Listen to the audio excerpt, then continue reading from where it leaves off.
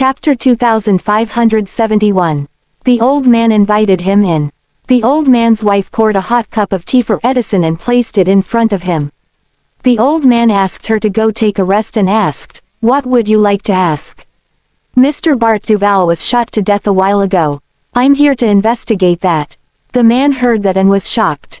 "What? Bart is dead?" Edison nodded. "I heard that he used to be your neighbor, so I'd like to ask if you know much about him. Does he have any relatives?" The rain started pouring. After a long while, Edison said goodbye to the old man and walked to his car. He then stopped because he noticed that something was off. A few men in black approached him in the rain. The light of the study in Taylor Manor was still on. Lucius stood in front of the window, looking solemn and treacherous. His phone that was on the desk started ringing, and he picked it up. The person said something to him, and he grasped his phone tightly. After a long pause, he said, "Okay. Send someone to follow the people in the cabinet. Whoever leaks information will die." If that woman was going to disregard the loyalty of the Taylors, he had to do something about it. The next day, in the meeting room of the palace, the cabinet ministers gathered in the room and protested against Diana for protecting Knollys, who was a suspect. They even put in a word for the Taylors and thought that Diana should learn from the late king and not do as she pleased, which disappointed the ministers and aristocrats. Diana listened to them with no expression and didn't say anything. It was tense. Soon after that, the doors to the room opened. Yorick and Knollys walked in while everyone watched and whispered to each other. They both took their seats, and Yorick smiled. "Why are you so angry? Are you unhappy about Her Majesty's decision?" A minister said, "Your Highness, we're doing all this for the royal family's sake. The prince is a suspect and should be cooperative with the investigation. Releasing him shows how lightly you are taking this situation. If the people of the other countries find out about this, that the prince doesn't have to face lawful punishment, how will they see us? Won't the people think that the royal family disregards the law?" Diana frowned. Yorick was still smiling. "Well, can I say something that you might not like to hear?" Everyone listened. Yorick calmly said, "You think that Her Majesty is protecting His Highness, but does anyone have evidence that he is guilty?" Another minister said, "His Highness started investigating the death of the woman who tried to harm his wife without permission, and when the killer was killed, his men were there. Before the police could look into the killer, His Highness already knew who the killer was. It looks like he was just trying to kill that person to shut them up." Knollys looked up but didn't speak. Yorick chuckled before shrugging. "This is a motive, but I need evidence." Everyone was silent. Even the police need evidence before arresting someone, but they don't have evidence, so why do you think you can say His Highness is the culprit? Someone said in a quiet tone, "But he has the biggest motive." "Are you talking about the inmate causing the princess's miscarriage?" Yorick placed the report from the hospital on the table. "She did try but didn't succeed. The princess didn't miscarry. Her helper ate the food and was sent to the hospital's emergency ward. The helper can attest to that. The hospital has the bill for admission too." Chapter 2572. Yorick then looked at the people. "So, His Highness' wife and offspring are fine. Why would he need to take revenge then?" All the ministers were speechless. If that were the truth, Knollys would have no reason to poison the inmate because she didn't succeed in her plan and cause any harm. Knollys wouldn't have a reason to take revenge. Diana broke the silence and said, "You heard that. I know my son well enough. If I wanted to cover for him, why would I let the police investigate him? My son and daughter-in-law were wrongfully accused. Should I not say something? The matters of the country are important, but so are family matters. If I can't even protect my family, how will I be able to run the country? I'm under pressure from all sides. Is this what you call loyalty? Should I vacate this throne and let you take it?" "Your Majesty, that's not what we meant." "Not what you meant. You've received so many benefits from the Taylors that you're trying to take my power away from me." Diana's speech put fear in everyone's hearts. She stood up. "That old fox supports the cabinet, and I can't talk to you anymore. If that's the case, he should take the throne." "No. Your Majesty, Lord Taylor really is loyal to the royal family." "Loyal? He's crawling his way over me. What loyalty is that? Diana slammed on the table and was furious. When he let his daughter pay off that inmate to put a royal in danger, he didn't show any signs of loyalty. Everyone was silent. They were trying to avoid confrontation. Diana saw through them and chuckled while looking fierce. All right, if you're all loyal to the Taylors, we'll need a new set of cabinet members. It's time that you retire. Thousands are ready and willing to take your place. She ignored the objection of everyone and left the meeting room. It was obvious that she was enraged about this. Nalles and Yorick left together. They walked along the corridor, but Yorick stopped and turned to face him. What do you think about that? Nalles's eyes darted around, and he smiled. Offense is the best defense. Yorick smiled. Lucius is very sneaky. Without enough evidence, there's no way we can take him down. You saw how most of the cabinet members are his people. They've gotten a lot of benefits from him, so they don't want to see him fall. All of them supported him because of what he could do for them. He made them rich men, so they would naturally keep their lips tight. Lucius might have some leverage over them too. Nalles squinted as he was deep in thought. He walked to the door and watched while Yorick got into the car, then he got a call. He drove quickly to the hospital and saw the bodyguard rush toward him. Your Highness, how is he? He replied, we were attacked up north, and they had guns. Edison took 2 bullets and was in surgery. He hasn't come to yet. Nalles's expression turned dark. Did you see who your attackers were? Chapter 2573. It was raining too heavily, so I didn't get a good look. But based on their movements, I guess they're mercenaries. They had no regard for their own safety. Nalles looked in the direction of the room, and after a long pause, he said, stay here and keep an eye on him. Yes, Your Highness. Nalles left the hospital, got into the car, and slammed on his steering wheel. The veins on the back of his hand popped up. However, he could be sure now. All these were linked to the Taylors. Now that Edison was in a coma and they had no evidence, the police wouldn't be able to detain anyone for questioning. He covered his face with his hands as the light shone through the gaps between his fingers. After a few days, a voice recording was leaked by an anonymous hacker. The dealings between the Home Minister and Lucius were exposed and shocked the world. Even after they spent a lot of money trying to cover it up, the magazines printed 10,000 copies overnight and were all sold out. Some were even shipped overseas. When Lucius found out, he was furious. Who did this? The butler started sweating. I don't know. We've sent someone to investigate. Bunch of trash. He stormed out of the study. His wife Bianca was holding a tray when she realized that something was wrong. Since the public was very vocal about this, protesters and reporters crowded outside the office of the Home Minister. The cabinet members tried very hard to avoid them. When Lucius' car stopped outside the building, the reporters rushed forward but were blocked by over a dozen bodyguards. Lord Taylor, is the recording real? Are you really involved in money laundering? Did you let the cabinet members do that? He avoided the cameras and didn't give a comment. He barged into the office of the Home Minister, who immediately stood up. Lord Taylor. Before he finished, Lucius punched him to the floor. The minister was in shock and didn't feel the pain on his face. Lord Taylor, it wasn't me. This has nothing to do with me. Lucius grabbed his collar and dragged him up. Why would the media find out if it weren't you? You made a recording. The minister didn't know how the recording had been leaked. His voice was hoarse, so he just said, I had to make a recording after doing what I've done for you. I had to protect myself, but I didn't leak it. So you betrayed me. Lucius clenched his jaw, his gaze burning a hole through him. I hate it when someone has leverage over me. If something happens to me, none of you will get away unscathed. Think, or you'll have to face the consequences. The minister was alarmed. He knew that it wasn't possible to get out after he started working with him, and he would never be able to stay out of it. I know what I should do. Good. Lucius patted his cheek. We're all in this together. Don't worry. If you take the fall for this, I'll find a way to get you out of it. Chapter 2574. The minister didn't speak because he knew. However, before this ended, The hacker got into the security system of the cabinet and caused a system failure. "You are next," was shown on their website.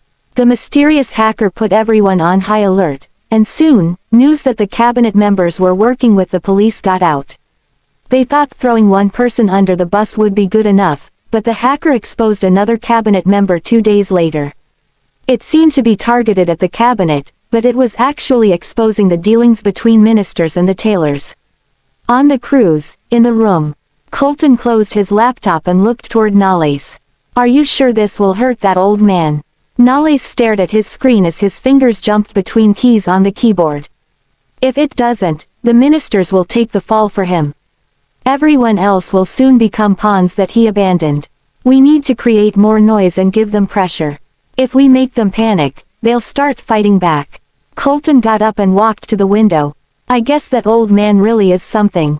Nales looked up with calm eyes. "Even the hardest bones can crack." After continuous attacks, the ministers were half defeated. Even when they paid obscene sums to hire hackers, they weren't able to get into Nales and Colton's system. They didn't dare report this to the police and the royals, so they had to endure it silently.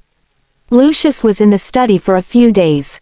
When the butler went in, he looked tired and worn out. "Sir, you need to eat something." Lucius rubbed his forehead. "Leave it." The butler placed the food down on the table and left but bumped into Bianca in the hallway. She asked, "How is he?" The butler shook his head. "I'm sorry, ma'am, he doesn't seem to have an appetite." Bianca looked worried. She knew what her husband had done. She knew everything, but she couldn't say anything about it. Now that the hacker had exposed them, it was obvious that they were coming for the tailors. Meanwhile, Cecilia continued to spend lots of money shopping and having meals with her socialite friends. While they were having a good laugh, a woman suddenly showed up. Cecilia. Cecilia was shocked because the woman was the daughter of the home minister. Before anyone could react, the woman slapped Cecilia with fire in her eyes. "This is obviously your father's fault. What does it have to do with my dad? Why did he have to take the fall for him?" Cecilia held her cheek, looking surprised. Everyone tried to persuade her, but the woman pushed them away and pointed at Cecilia. "If anything happens to my father, I won't forgive you tailors." She left furiously. That was when Cecilia's friends saw the news and found out that the home minister was exposed for money laundering with Lucius and was detained for that. They looked at Cecilia and didn't seem to want to be dragged into this, so they made up excuses and left. Cecilia froze and looked terrible. Chapter 2575. After a while, Cecilia ignored the pain on her face and called her mother. "Mom, what happened? Did something happen to Dad?" Bianca didn't know what to do but still ended up telling her daughter. When Cecilia found out the truth, fear flashed across her eyes. If her father had really done all those things, their family would be, no, that couldn't happen. The status and power of the tailors were all she had. What would happen to her if she lost all that? She couldn't lose everything that she had. She just couldn't. Meanwhile, Nales visited Edison with Daisy. Edison was showing no signs of waking up. The doctor said that he was too badly injured and waking up was up to luck. Daisy turned to look at Nales, who looked gloomy, and grabbed his hand. "Don't worry, he'll wake up." Nales looked down, and his lips moved. "If it wasn't because I was too confident that he'd be fine and overlooked the possibility that he would be attacked, he wouldn't have gotten injured." Edison had been attacked because he was too confident in himself. He had fallen into their trap when he was trying to trap them. He shouldn't have underestimated the butler and forgotten that the person was working for the tailors. The people that Lucius worked with would be just as cunning. Benefits were very important to him, so he wouldn't allow anyone to ruin his plan. If he could let the home minister take the fall for him, he would easily have sacrificed the butler. When the butler was under his control, he would do his best to protect him and, at the same time, save himself. That was why he had to tie up loose ends. Daisy turned to face him and said, "Nolly, no one could have expected that. Things won't always go according to one's plan. There are always ups and downs. No one would have expected Edison to be injured, but the people who were behind this are still out there. If you lose confidence because of one incident, Edison will have been hurt in vain. He wouldn't wish to see you like this. Nalles paused, then smiled and pulled her into his embrace. You're right. I can't let him get hurt for no reason. I have to remember my target. As the discussions online got more heated, many who knew the truth started protesting outside the cabinet building. A lot of them were business owners who had been cheated. The royals finally got involved. Diana gave a decree that Yorick would investigate the cabinet members. The police also got involved in money laundering cases. Whoever was linked to these people would not get away. Yorick led the police to the Taylor Manor. Lucius calmly drank his tea in the living room and looked at them. What is the meaning of this? Yorick smiled. All these exposés seem to link back to you. It's Her Majesty's wish that you come with me to the police station to answer some questions. He scoffed. You're going to believe that hackers posts online. There must be a reason this is happening. If this is unrelated to you, I'm sure you won't mind coming with us. Lucius' face dropped. Dad. Cecilia rushed downstairs and saw Yorick and some officers in the living room. Her expression changed. My dad is innocent. You have no evidence to take him away. Chapter 2576. Yorick looked at her and said impassively, do you want to go against the Queen's order? Or are you implying that the Taylors are so powerful that you can even ignore the royal family?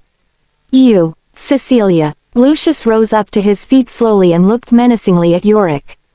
I've nothing to fear. I can go with you, but if I'm innocent, I won't let any one of you get away with it. Yorick smiled and moved to the side.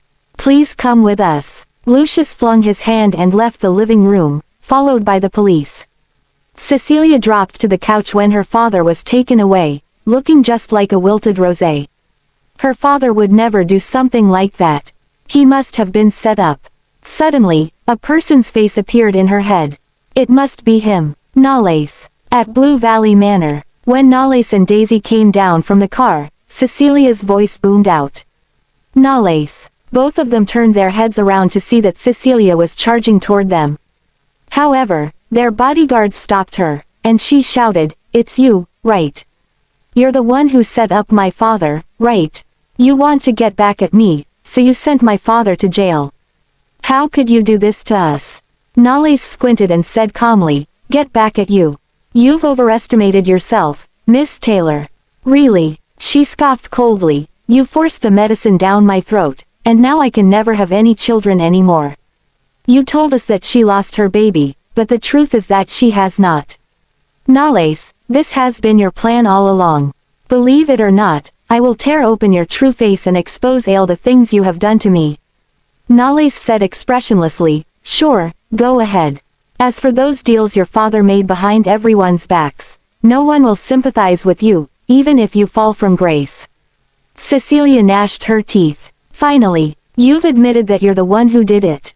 Yeah, it's me. So, Nalles lifted his eyelids and continued nonchalantly. I gave you guys a chance before, but you didn't cherish it. Since my grandfather failed to get rid of you Taylors, I'll help him finish what he couldn't. Don't blame anyone else, Miss Taylor. If you want to blame yourself for being too arrogant. Are you not afraid of retribution? Retribution. Nalles chuckled. Are you talking about you and your family? Cecilia's face turned pale. Why? I just want to be the princess. I just want that bitch to lose her baby. But she didn't lose her baby in the end, so why must he do this to my family and destroy everything I have now? I won't let him get what he wants. Nalles, if anything happens to my father, I'll drag all of you down to hell with me. In the next few days, a thorough investigation of the Parliament was carried out. All those ministers who had dealings with the Taylors were pulled down from their positions. However, even after learning that Lucius was also detained for investigation, they chose to remain silent in an attempt to stall for time. As long as the police could not get any concrete evidence, they would not be able to do anything to them. Nalles came to the interrogation room and looked at Lucius through the window. Lucius was still acting arrogantly and denied all his deals with the ministers. Yorick stood at his side and said, If we can't get any evidence, we'll need to release him. Nalles, have you thought about what to do? Nalles frowned. What about the others? Chapter 2577. Other than the Home Minister, the rest of the people refused to admit their doings. It seems like Lucius has a lot of confidence. Nalles squinted and thought for a while. I guess we can only try our luck on the Home Minister. Since he was the only one willing to admit the guilt and take the blame, Lucius must have threatened him. Yorick patted his shoulder. We have only 3 days. Try your best. After that, he turned around and left. Nalles came to the room that detained the Home Minister. The middle-aged man inside looked haggard. Apparently, losing his freedom was not a pleasant experience. When he saw Nalles, he was stunned for a moment, but he averted his gaze and remained silent. Are you sure you want to take all the blame, sir? He gnashed his teeth and said, I don't understand what you are talking about, Your Highness. It's okay. After all, Nalles leaned on the door. None of you are getting away with it. The Home Minister was stunned again, but he did not say anything. I heard that you love your daughter very much, right? His expression changed, and he said, this has nothing to do with my daughter. I hope you won't get an innocent person into this, Your Highness. If your daughter is innocent, then what about other people? Nalles turned around to look at him, and his face was bereft of emotion. As far as I know, you guys have cheated a lot of innocent businessmen into investment scams. They trusted you guys, but you took advantage of their trust and scammed all their money. Some of them even went bankrupt because of you. The Home Minister pressed his lips firmly and clenched his fists tightly.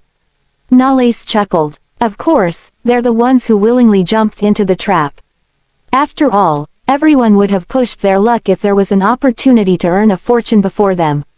However, even if they're greedy, people like you who set up the trap for them and treat them like sheep waiting to be slaughtered are not innocent either. It's no wonder that even my grandfather couldn't get any evidence of Mr. Taylor's deals. Even if something happens, there are scapegoats like you who'll take the blame for him. The Home Minister raised his head and looked at Nalles. I'm guilty. I'm the one who did it. Since I'm already here, I'll accept whatever the result is. In other words, he was telling Nalles that he would not sell Lucius out no matter what he asked. Nalles nodded. Okay, but I'm afraid your wife and daughter won't be able to sustain their life after you're sent to prison. Your Highness, the Home Minister shouted, I told you that they have nothing to do with this.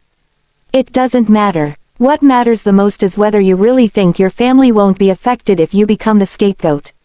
Nalles said, or do you think Lucius will treat your family like you did or save you from prison? The Home Minister was stunned. Nalles looked at him and continued. Do you have any idea what your family will have to go through while you're serving your sentence in prison? Besides, this recording belongs to you.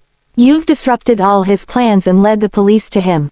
Do you really think he'll let you off the hook if you take the blame for him? The Home Minister pressed his lips thin and cold beads of sweat dripped down his forehead. Do you know that a female inmate was killed in prison? Are you sure that you won't end up like her? Sir, think carefully. When a boat is capsized, only one can live while others need to die, including you. Nalles looked at him one last time before leaving without turning his head back. Chapter 2578. Meanwhile, in the Home Minister's house. Since her husband was being investigated and there was a chance that he might serve time in prison, his wife bought tickets to Florinia and planned to take her daughter out of the country to escape the storm. When they finished packing up and went out of the door, a few cars stopped in front of their house, and their faces turned pale. A few bodyguards got out of the cars and said, Ma'am, I'm sorry. But I'm afraid you can't leave now. Inside the car, Nalles received a call from the bodyguards, and a smile appeared at the corner of his lips. Well done. Now it's time for us to fight back. He ended the call, and the bodyguard in the passenger seat answered a call. He smiled and said, Sir, Edison has woken up. Go to the hospital. They turned their car and headed to the hospital. Edison had just returned to his senses and was very weak now. Nalles entered the ward and heaved a sigh of relief when he saw Edison finally come to his senses.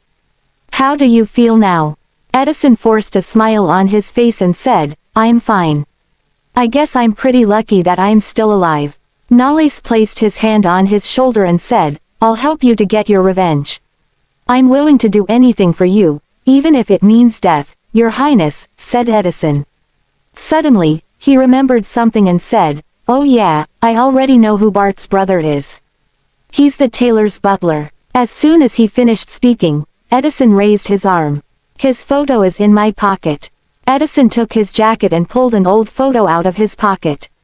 There were two guys in the photo, and one of them did resemble the tailor's butler when he was younger. Nalles looked at him and said, "Thank you for your hard work, Edison." "It's fine. At least we have made some progress." Nalles patted his shoulder. "Get some rest." Quote. He took the photo and exited the ward. While he was walking, he ordered his bodyguard, "Send more people to check the tailor's butler. I want to know everything about him, including all the monetary transactions. Since those people were hired, there ought to be some monetary transactions." Since it was confirmed that he was Bart's brother, everything would be easier. Mia took a day off from Daisy and told her that she wanted to take care of her brother, who had just regained his eyesight, in the hospital. She waved at Daisy while smiling when she went out of the door. "I'll come back tomorrow, ma'am." Daisy asked, "Do you need me to get someone to send you there?" "It's okay, I can go there myself." Since she insisted, Daisy could only go along with her. Mia left the manor with her bag on her back and in high spirits. When she was walking toward the road, someone suddenly appeared behind her and grabbed her mouth before dragging her into a van. Inside a dilapidated house in an isolated forest, Mia slowly woke up and saw the two mastiffs in a large metal cage in front of her and shrank back in fear. "Yo, you're finally awake." Mia raised her head in shock and saw Cecilia come out of the dark with three other men. The two mastiffs locked in the cage constantly rammed into the cage, baring their teeth and howling. Their drool kept dripping down to the ground, and they looked fierce. Mia recognized her. "It's you." Cecilia stopped beside the cage and looked at the two mastiffs in the cage. She patted the cage and said, "These two creatures have been starving for 2 days. We didn't feed them anything, so they're very hungry right now." Mia's face turned pale, and she shuddered. "What do you want from me?" Chapter 2579. Cecilia grinned coldly, and there was a manic glint in her eyes. "You work for Daisy, right? It seems to me that she cares a lot about you. I wonder if she will still care about you now or not." Mia instantly understood what Cecilia was trying to do. Her brain went blank, and her heart was clutched by fear.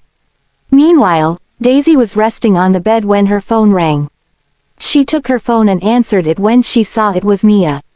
"Yes, Mia, I'm not Mia. You didn't think I'd have her, right?" Daisy's pupils constricted. The voice did not belong to Mia, but it sounded familiar. You're Cecilia." "Yes, it's me. I told you that I'd make you all regret it. So listen up, Daisy. Your maid is in my hands now. If you don't want her to die, then come to me." "Daisy, don't listen to her." "MMMHM."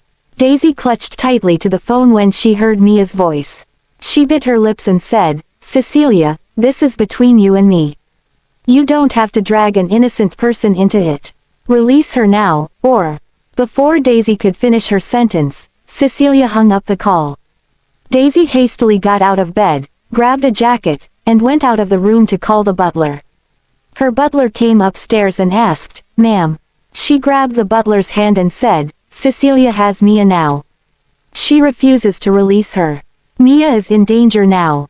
The butler was stunned for a moment, but he soon calmed down and said sternly, "Ma'am, please calm down." Daisy could not calm down right now.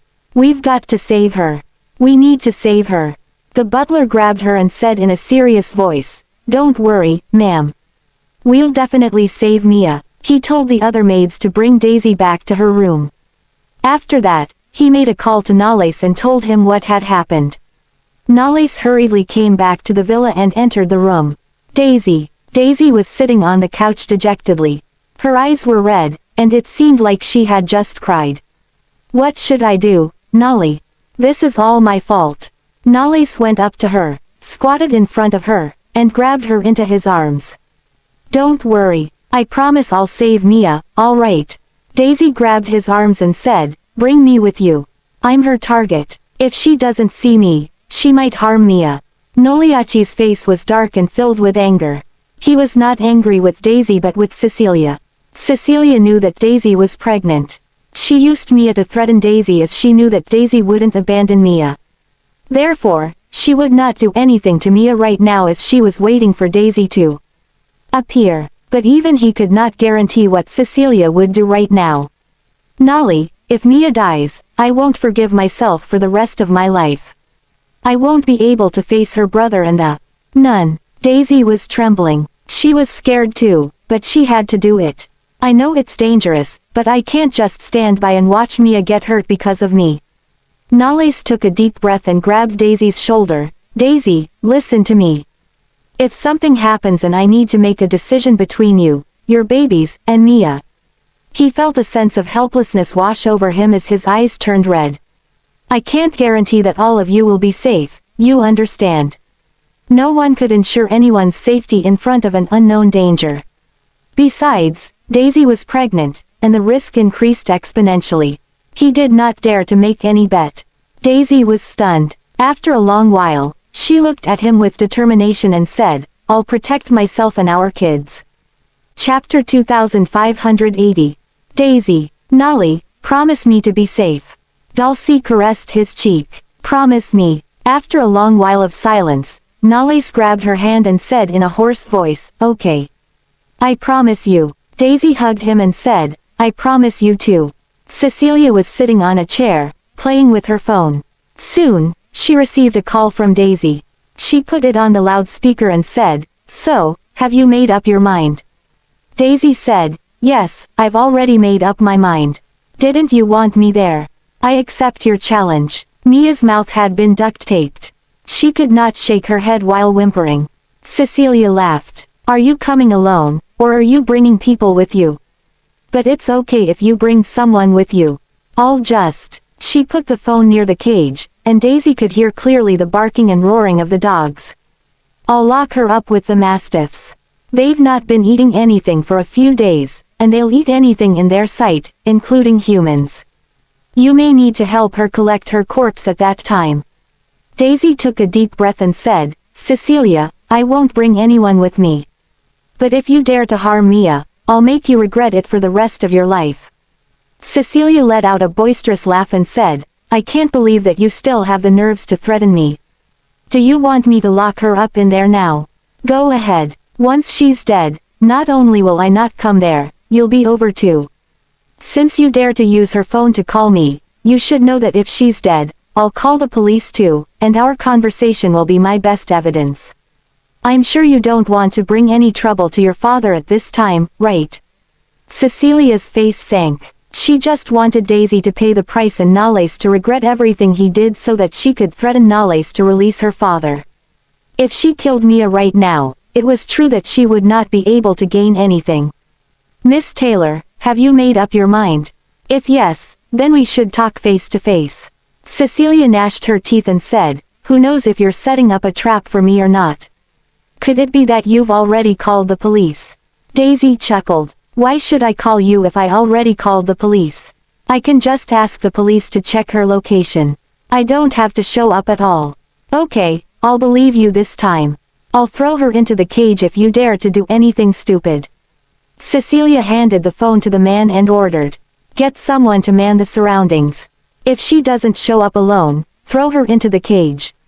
The man took over the phone and nodded. Understood. Cecilia walked up to Mia and grabbed her chin. You'd better behave yourself later. If not, I won't go easy on you. 15 minutes later, a car slowly came to a stop outside of the house. The three men guarding outside became alert and grabbed their guns. Daisy got out of the car. The three men looked at each other and sent one over to check the car. After that, he shook his head as a sign that no one was in the car. She smiled and shrugged. See, I told you I'd come alone. The man confirmed that she was alone and took her into the house. However, other than the large metal cage holding the two vicious mastiffs, there was no sign of Mia or Cecilia. She looked around and frowned. Where is Mia? The man studied her and grinned. There's no need to be so impatient. She's safe now. The man wrapped his arm around her waist, and Daisy felt revolted. She pushed him away and shouted, Don't touch me. Ha, You sure are one little hot pepper. Miss Taylor told us that she'd only release your companion after you've entertained us, understand? The man approached Daisy, forcing her to the side of the cage.